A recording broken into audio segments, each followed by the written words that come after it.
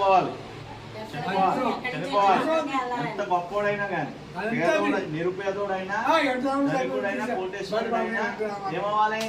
చనిపోవాలి. చనిపోకముందు మనం ఏం చేయాలి?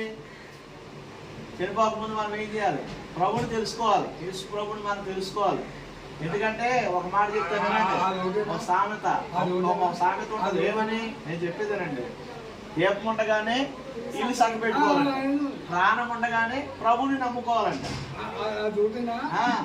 మరి యేసు ప్రభుని నమ్ముకోకుండా పరలోకం మనం వెళ్ళాం, రక్షణ పొందకుండా పరలోకం వెళ్ళాం.